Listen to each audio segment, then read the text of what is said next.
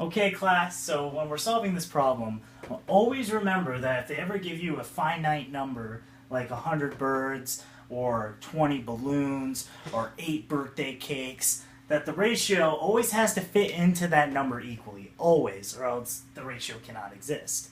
Okay? So, we gave us 100 birds. The ratio is 12 to 8. So, the ratio itself, you always add up the numbers that are in the ratio, and that gives you the ratio.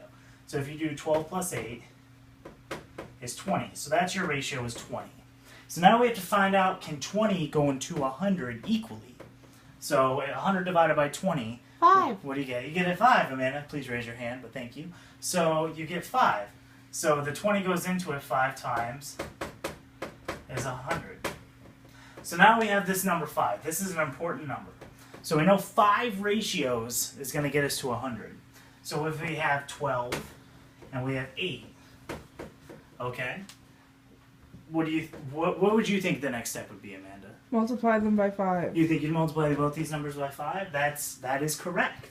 So what you'd want to do is, because you know 5 is going to get you to the 100, what's 12 times 5, Amanda? 60. 60, exactly. 8 times 5 is 40.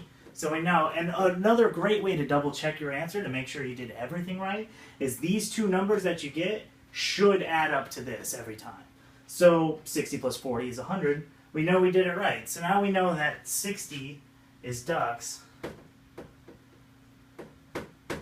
40 is geese. Okay? So now that we know that, the question was how many geese did come in the 100 birds. So what would the answer be, Amanda? 40. 40 geese. That is the correct answer. So that is how you would use ratios to find out the amount, giving a total amount, like that. Okay? Now, I'm going to do one more problem real quick. It's going to be a little different. You might find it easier, you might find it harder. I guess we'll find out. But there's also different other ways you can do this. So, real quick, we're going to do this one problem.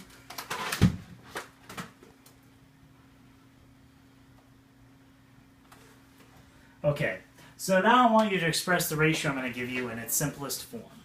Okay, so the ratio I give you is, I'm going to say there's 240 miles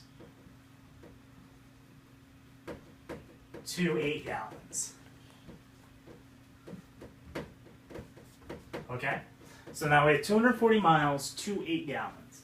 I want you to tell me how many miles there are for each 1 gallon. So now we have 1 gallon.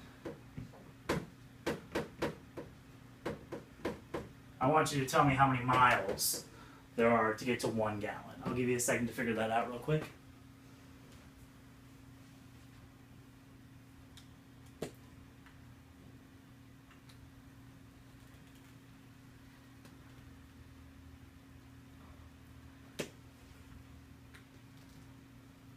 All right, class. I think you seem to all have it done. So, Amanda, what did you put for miles? 30. So you put 30 miles